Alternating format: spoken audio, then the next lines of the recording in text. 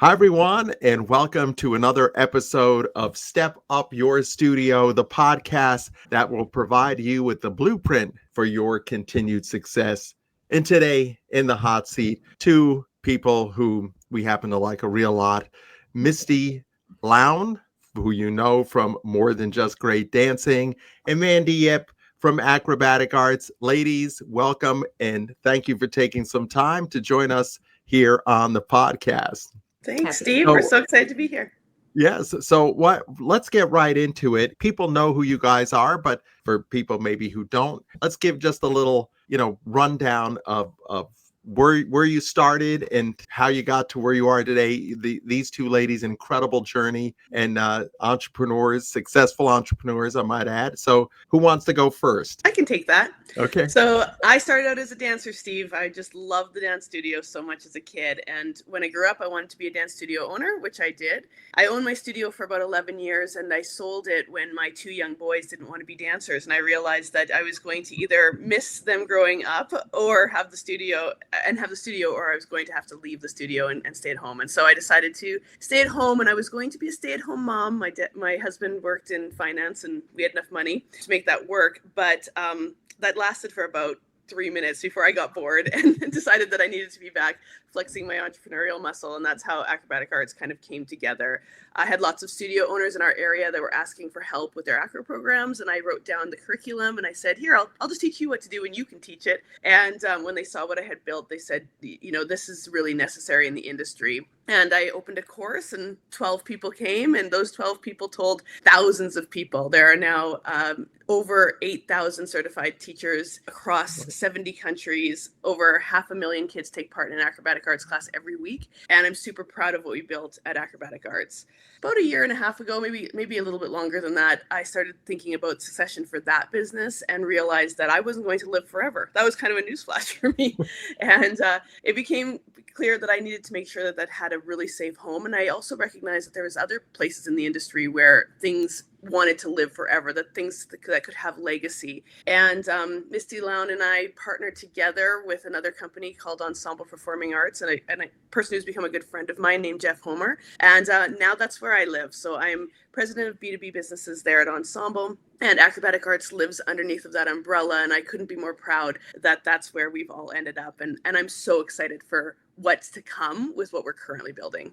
Love that. That's great. I have somewhat of a similar story. So grew up in dance. It's always been that second home for me, or what social scientists call the third place outside of a child's home and school, where they find belonging and meaning. That was the studio for me. And I started teaching at an early age, as probably many of your listeners did. I was a high school age teacher who taught all the way through college. I ended up opening my own school. My path is a little bit different from this point. I stuck with my studio. It was a good fit for my family. I did have 3 of my 5 kids who danced. Well, I should be clear, they all danced, not all willingly. A couple of them pretty much did it in trade for Legos because they had to come to the studio anyway, and that was something for them to do. But three danced with a lot of interest. So it did become a family business in that way. And about 15 years into owning my business, I started teaching on the summer circuits. And Steve, that's where we met, obviously through Dance Teacher Web. I started writing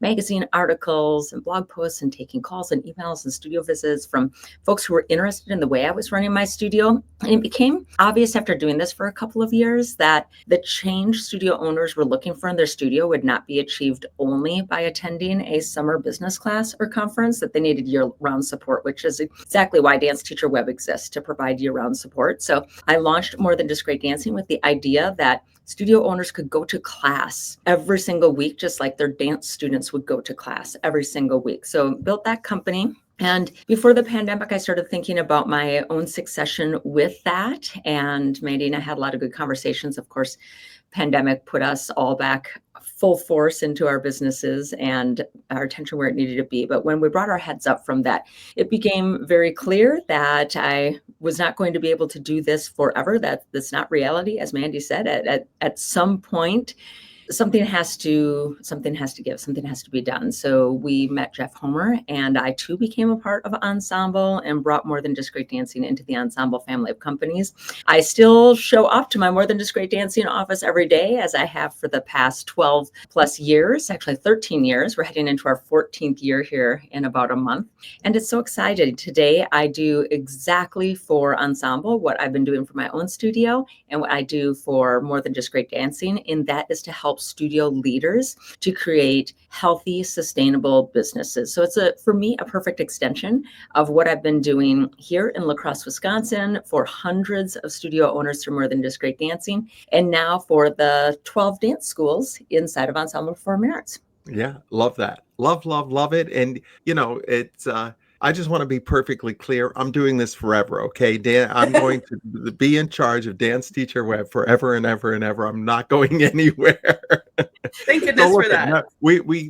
This leads right into my next question, which is perfect because we have two folks who are so in tune with what's happening, trends in the dance world. What are you seeing in the dance studio world scene that you're seeing trends that maybe you can kind of give us that outward look at? Yeah, I can jump in on this one. So I've seen some very positive trends in the dance school world right now. One, I think there's a much higher focus and a much overdue focus on safety and the experience of the teacher and the student within that space. And I'm very excited about that. I spent a lot of my career interested and supporting those very important topics. So I'm very excited to see that. I think that there's also a greater confidence in the studio owner to say, this actually is my career. This isn't the thing I'm doing while I'm waiting to do something else. This isn't, my pipe dream and there's, some other, backup thing that I have sitting over. This is plan A. This is,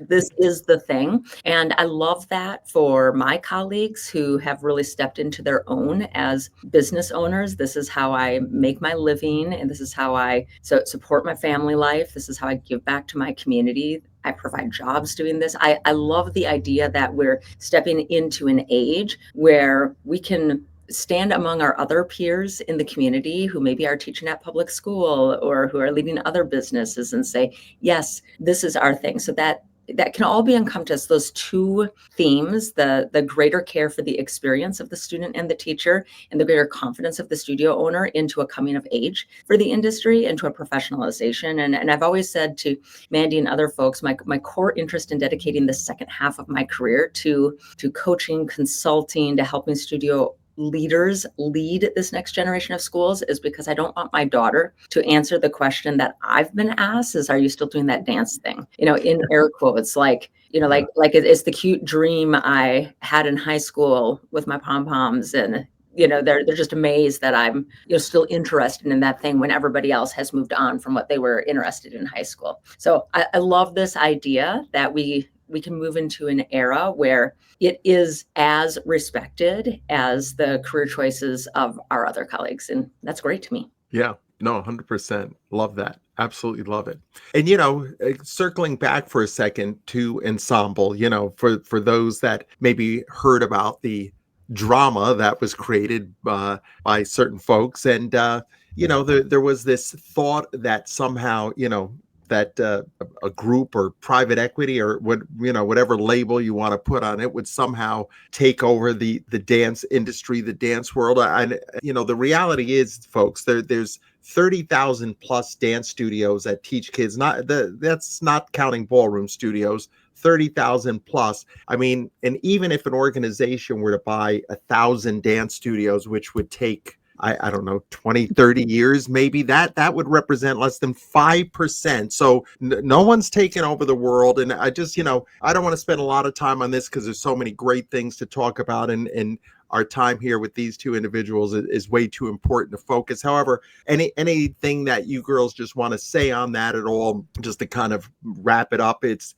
pretty much ancient history now anyhow. But I can say, let me just say too, I know there was some chatter about, what part I have. Also, my studio was acquired by Ensemble, thrilled about it, really happy with the direction, really happy with where everything is going. I also work with Ensemble as a consultant and helping them connect with other studios that may be interested in possibly being acquired. So anything you just want to say, about that whole situation at all? Yeah, sure. I mean, like you said, it's not for everyone. We couldn't even do it for everyone. It would be impossible because there are far too many studios in America. And when it's a great fit, that's an awesome option for studio owners like yourself who have other things that are really taking your attention and but still want to keep the studio alive, the legacy of it. And I know that Steve, you still show up for recital, you still have mentorship relationships with lots of those kids and the teachers and the GM that's at that school. And I think that's just so cool that it can continue on. And there's lots of studio owners out there who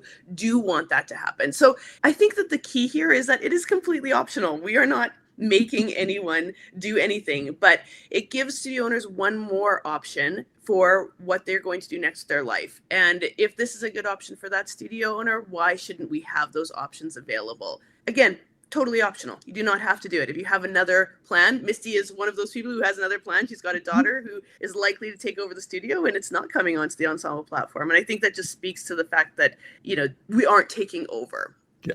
Misty, you want to say anything or? Yeah, I think Mandy highlighted exactly what I would have highlighted. Yeah. As a school owner, I've looked for years across all of the possible outcomes for my studio. And I'm grateful that I have a daughter who grew up in dance and is currently dancing professionally in Los Angeles and has said since the time she was an early teen, this is what I want to do with my life. And I want to go explore the world, but I can't wait to get back here and to continue what you started here and what gave me my foundation. It's a beautiful thing, but it's also a rare thing that a studio owner would happen to have a child that would want to go all the way through that professional track and return back to the studio, or have a teacher who would want to do that, or a teacher who would want to do it and would actually have the ability to pay the studio owner the full value for what they had built and to pay it all at one time and not put that studio owner in a position of seller financing for probably many, many years, which doesn't really create a full transition opportunity for a studio owner if that's really what they're looking for. So if you look across the whole spectrum of possibilities, I'm just glad there are possibilities. Yes, When I was a student, it really was just, for most studio owners, I did this for a long time and I closed the door, or I did it for a long time and I gave it away. And I love the idea that people have put decades into building something not only of value, but that gave tremendous value to an entire generation of teachers and students, would have the ability to transition into that next period of their life in confidence in two ways. One, they can actually fund their retirement because they're able to access the value of what they worked their heart out for. I think that's important part of the professionalization that our industry is experiencing. That's positive. But two, that like you, Steve, you can walk back into the building and be a part of it in any way that you want to, but just no longer be fully responsible for the parts that maybe don't bring as much joy, like, I don't know, taxes, technology. Taxes, or what happened? but I know you're teaching your adult jazz class and you're going to recital and you're emceeing the gala, and you as somebody who said, I don't want to do all of it anymore, got to pick and choose all of the places that bring you joy. You got to get full value out of what you had spent decades building.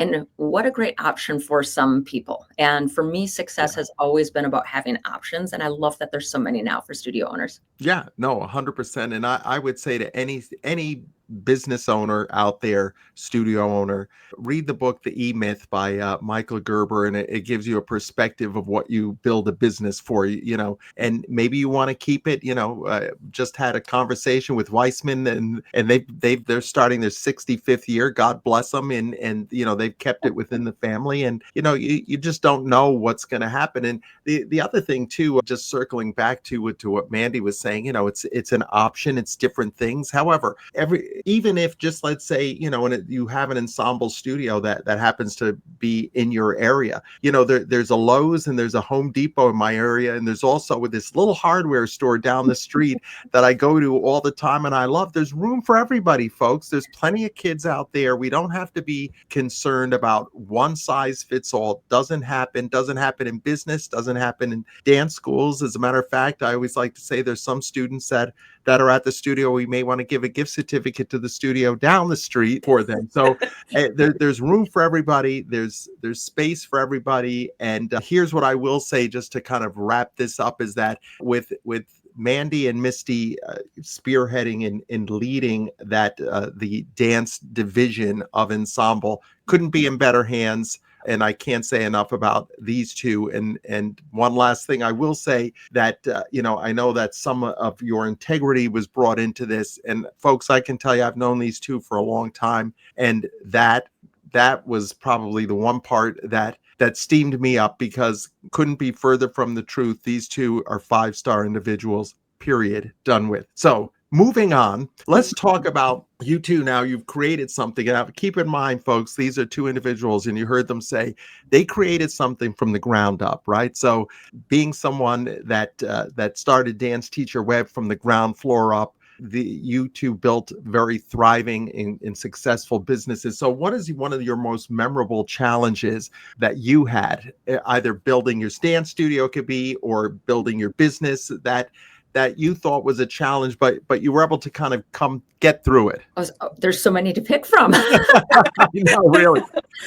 I can jump in. I think one of the lessons that I've had to learn over and over again is the idea of trusting other people with elements of my vision, and then later learning that they can actually deliver on that in a better way than I could. And this will be a silly example, and it won't surprise you, but in the early days when I started my studio, I really thought I had to be the best of dancer at every style of dance. And it became real clear real fast that I wasn't going to be the advanced hip hop teacher. I would be probably great in the advanced ballet classroom, but not across every single genre and every single age group. So I learned that really fast, but there's a version of that applies to business, right? I'm not going to be the tech person in the business. It's not something that I'm naturally really interested in. So I'm going to have to rely on other people to take what I say in my kind of big jazz hand vision. This is what I want the customer experience to look like. They click here and this happens and this happens. And seamlessly the class happens and it all, flows through online. I can't actually make that happen. I mean, maybe I could, but it would be so exponentially hard for me to figure out. That's not the best use of my skill and passion in the business. So for me, there's just been a constant learning to communicate my vision, and then to trust other people who would be expert in those areas to come alongside what I'm working so hard to build, and to bring what they are great at. And that actually is way more fun than having your hand gripped tightly around everything yourself. But it's a lesson that keeps giving. We were literally just talking about it last night. So I think I could echo that exactly, Misty. It's also been the great joy of my life to raise up leaders who can take over things that I used to do or that I'm not great at doing and watch them do it better than me. That's been so cool. I'll highlight one other thing for me, and that is each time that the business had to level up, that was very challenging. So it would have been easy to stay with Acrobatic Arts, like just in Canada, and just, teach the courses in Toronto and Calgary. But I can't help but want to go to the next level. And each time that I want to do that, it takes courage and it takes risk and it takes money and all of those kinds of things. And I think that has been challenging each time that I wanted to do it. And each time I wanted to go one more level up and expand and make what I was doing bigger, so that the footprint would be bigger, so that we could influence more kids and help more people and change more lives, which is my purpose here. I mean, acro is the vehicle, but the destination is nothing to do with cartwheels. So that has always been sort of a challenge, but an exciting one for me. And I've jumped into those risk-taking opportunities when they've come along. And again, just like Misty highlighted with creating leaders, they've been some of the most rewarding things in my life, because we wouldn't be in 70 countries if it hadn't been for taking risks each step of the way. No, I love that. And, when you ladies were talking about, delegating and letting go. This could be therapy for those of us with type A personalities. It's so true. I mean, I remember thinking back in the early days, well, I might as well do it myself. Nobody's going to do it as like I do it, and come to find out, some people do it even better than I do it. And that's kind of a real aha moment, but it's absolutely true. I mean, if you're going to build something, you have to bring people in and then take your hands off the steering wheel and let that. It's not just autonomous driving. There's actually other people that can do the driving as well. So that was spot on. So moving along, what specific tip, would you give to people that you see kind of is happening in the coming year? It could be potentially something to do with business or training. What do you find, Mandy? Why don't you start us off with this? What are you seeing, kind of paying attention to in this coming year? Yeah, I think we've kind of highlighted already. Misty talked a little bit about safety in dance and the parent expectation of the dance studio, and that it is increasing, that there is a higher expectation on what we're providing for these kids, and we have a higher responsibility because we know more now. So I think that there's a real need for us to level up, and if you don't have the people in your life or the information in your life to do that, you need to go and seek it. Go and find the people who can help you. You are not expected to know everything and do everything, but there is an expectation that if you don't know how to do it, that you go and find help so that you do it right. And I think in this particular area, when we're talking about the safety of kids, that is going to be key. And I think it is, trending, as they say, but bigger than that, more important than that, we have a responsibility here that is key. And if we're going to be taking legitimately as an industry, we've got to fall in line with all of these things that are just mandatory if you're going to work with children. Absolutely. I couldn't endorse what Mandy just said enough. It's something that has mattered for me for a long time. And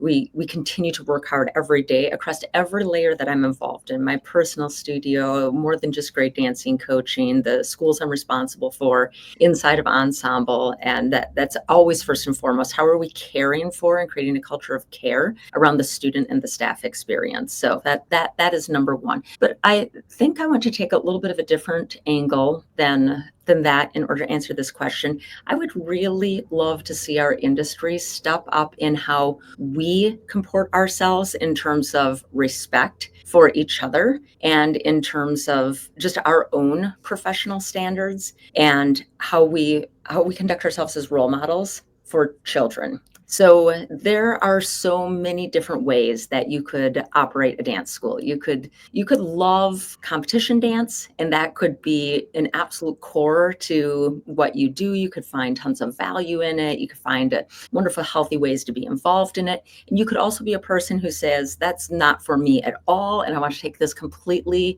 different path. In those two very different ways to put together the DNA of a dance school and the program profile of a dance school should both be welcomed, celebrated, respected. And I would just love to see us be able to look at our peers and to say, that's so fantastic that you found something healthy that works for you, your family, your students.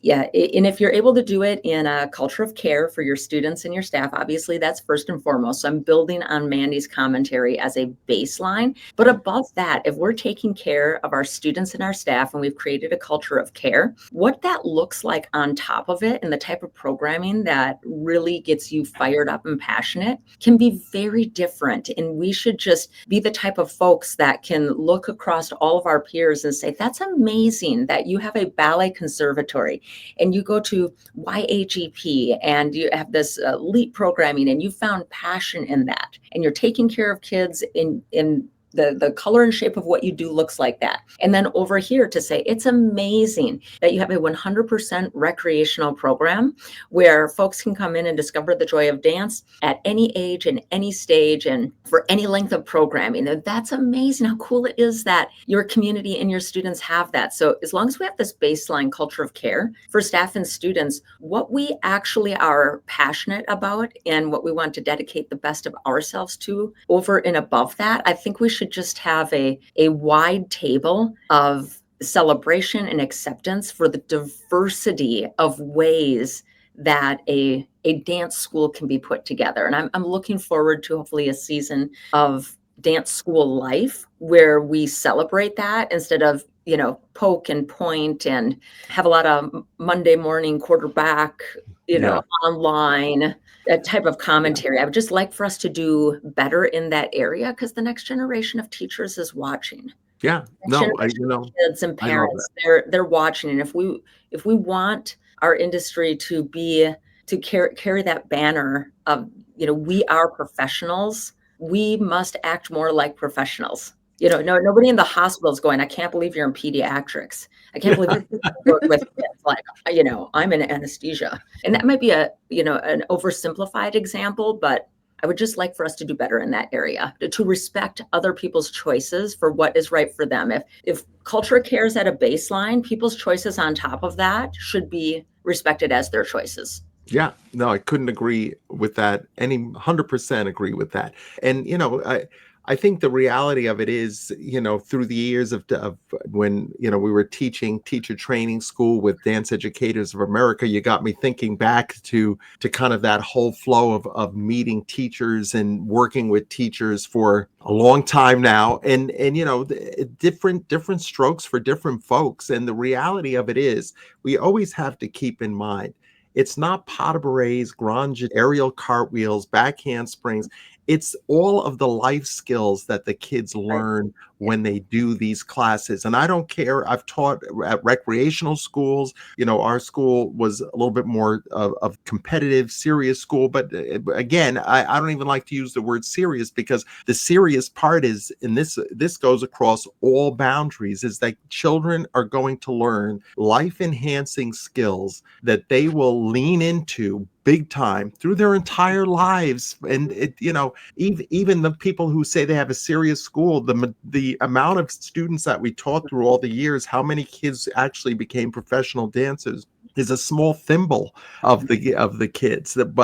But kids that have come back, and now they're not kids anymore. Now they're adults, and they're CEOs, they're lawyers, they're doctors, they're stay-at-home moms, and they walk in and say, I reminisce and talk about the lessons that I learned here, and they've helped me throughout my life. And I think that's one of the things where I think we all know, especially those of us that have been doing this a while, that we're doing so much to help kids with life lessons and life skills. I wanted to tap onto that. We just had the 27th annual recital for Misty's Dance this weekend, and we had 18 graduating seniors, all going on to great academic careers, 2 valedictorians, 3 with full ride Big Ten University scholarships, and very few of them pursuing dance in a professional manner. And I received a card from one of the dancers who probably arguably would be one of the strongest technical dancers. And the card had nothing to do with dance. It was about, thank you for creating this environment that shaped me as a human. Thank you for modeling faith and perseverance and the importance of,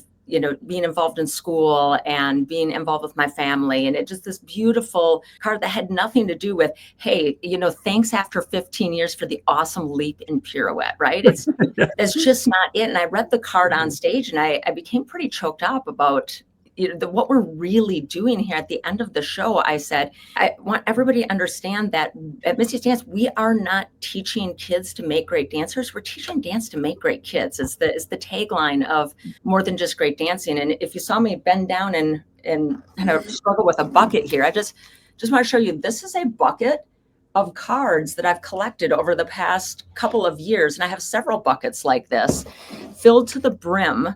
And this is my true retirement. It's being able to open this, and thank you for opening doors I never imagined possible. We are so grateful for the support you gave us. This actually happens to be someone who got a scholarship. And I could go card by card here, but this is what we're really, really doing. And I love that it's happening at my privately owned studio. I love that we're endorsing this idea through our coaching programs at More Than Just Great Dancing. I love that Mandy's facilitating this for 500,000 kids through the trained teachers at Acrobatic Arts. I love that I'm facilitating this through the 12 schools that I get to lead now, including yours. That's part of the Ensemble platform. I just love that this life-changing work that we all experience as children and young adults, to the degree that we became passionate that this is what we want to spend the best of our adult years paying forward, can happen in all of these environments.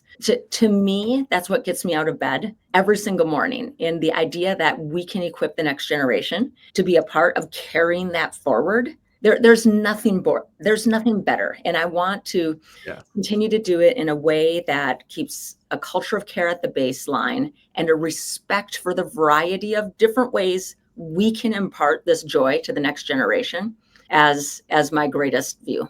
And folks, believe it or not, that was not planned at all. So I talked about that, and Misty then had her cards there, and I keep them by me because, for as much as I said this is wonderful and I love it, it's not all easy. I do have a bucket of wonderful cards that I add to almost on a weekly basis, but I also have a pile of emails that are difficult and tough, and simple things like the Wi-Fi is out and the password didn't work and we misprinted somebody's name in the recital book, and this costume wasn't right, and somebody's probably not going to like their placement next week. They loved recital but probably won't like the placement next week. All of that is still there because we're people serving people. It's, one of the most beautiful and challenging things you can do. But I keep these by me because I want to be reminded of what really matters. And it's next to my desk all the time. And to me, that's my true retirement. I'm glad I built a business that had value and I can take care of the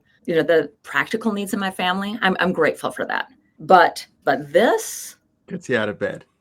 That's what I'm really here for. Yeah. That's what keeps me going. Yeah. I love it. Absolutely love it. Well, folks, I have really good news for you, too. These two powerhouses are going to be at the DTW conference again this summer teaching. And, we'd love having them bring their passion, their energy, their expertise. For folks that have not been to the conference before, our event's going to be the one where they're both going to be at. Ladies, anything you'd like to say about the conference, your experience with it? I want to say thank you, first of all. You were the first person to let me speak on a national stage, Steve. You took a chance on me. Nobody knew who I was. It was one of those leaps into risk and uncertainty that I took when I wanted to bring the business to the United States. And you gave me a place to come and teach my cartwheels. And I just cannot tell you how thankful I am for that. In addition, it gave me opportunity to meet and network with amazing people like my best friend Misty here, who I wouldn't have otherwise met, and countless other people who I now call dear, dear friends. And what you've created is so incredibly special. And I just can't encourage people enough to come and witness it themselves, but also to thank you personally for what it's done for me in my life. Well, some things are not a risk at all. You see people and you're like, that was not a risky move, right? When we brought you on board, at least not in our eyes, not at all. I love that. That's actually where we met, was at the Dance Teacher Web. So I love that. That was when it was over on the East Coast. So met many, many moons ago. But what I wanted to highlight, and I think this is undersold just a little bit, at least from my point of view. I met Steve. We were competitors. He had a coaching product and I had a coaching product. And I went up to him and I thought, I don't know, he's famous. I want to meet Steve. And he was so smiley and enthusiastic, just as he is. And I thought, wow, what an incredible man. And your wife, Angie, are just so dear and sweet. And I remember I circled the convention floor. It was a UDMA show a couple of times. I'm like, is he always that nice? Is he always that smiley? I just thought, I'm just going to kind of keep looking from, different angles and different aisles.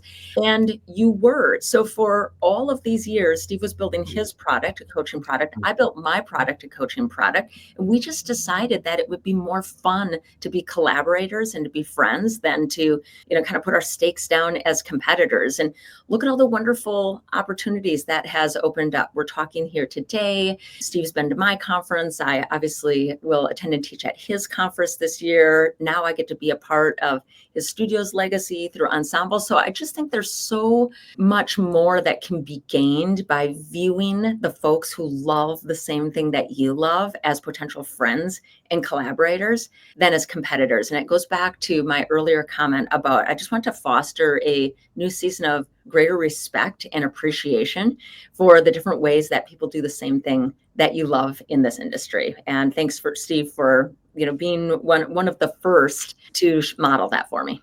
Well, appreciate that. Absolutely appreciate it. And, I think our theme last year, or maybe it was the year before, was the best is yet to come. And I feel like that is with Dance Teacher Web. I know it is with more than just great dancing. And acrobatic arts. I mean, acro's hot, Mandy, right now. I mean, acro's in every darn number. We went to the competition, there's jazz dance with acro.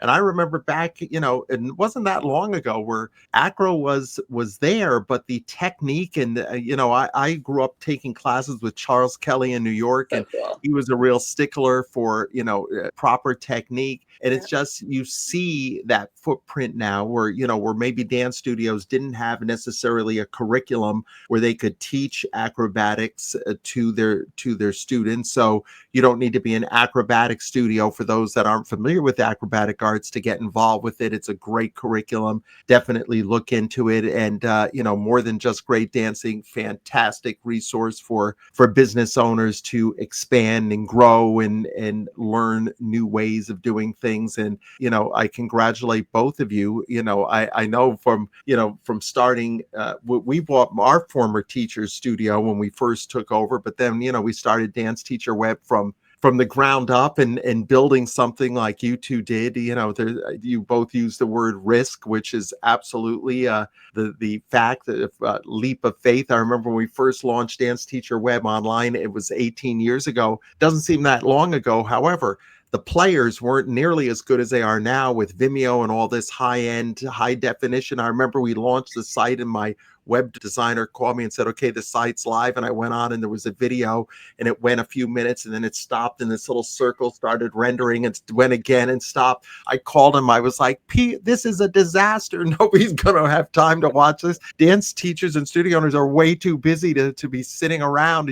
We're used to DVDs and these the tapes that used to put in. Yes. People probably don't know what those are, but that's people wanted it and they wanted it immediately. So it's all come a long, long way since then. And, it's been great to see the growth of both of your businesses and what you've built. Obviously, you both should be very, very proud of it and absolutely thrilled that we're on this journey really together, seeing it grow. So wrapping everything up, and you gave a lot of great advice, but if there's one last actionable piece of advice that somebody immediately when they're done with this, and you've already given them some, but one piece of advice, if they've learned to delegate, they've learned to let go of the wheels, they've learned to bring on their team, but one last actionable piece of advice that you'd like to give the folks that they can use right away as soon as the podcast is done. I'm going to go and do what Mandy and Misty said. I know. The very next I've got a good one too. Go ahead. Do you want to go first? What if it's the same thing? We should say the same thing. It might be the same thing. Register for Dance Teacher Web. Now, folks, I didn't tell them to say that, but I love that. Okay, that's a good actionable piece. It's actionable. I just registered some teachers last night. And here's what I love about it. With basically one click, you're opening an entire doorway to everything you basically need for a year. You can go there yourself or with your teachers, and you're going to have access to, it's basically an entire mall of everything that you can need. So one click, it would take you probably less than 1 minute to make this one decision that's going to open this up, and you'll have access to business training and vendors and special deals and discounts and movement classes and, curricular training, teacher training. It just one click opens this whole thing up. And I can't think of a better way to start the year, which is why I keep showing up. Yeah. The return on investment too, the cost of coming compared to what you're going to take out of it, it does not compare. You will 100% make your money back if you attend one of Misty's classes. Take one of the hours and go to Misty's classes. You will have paid for your conference and probably all of your teachers, and maybe put a little bit away for a holiday to Disneyland.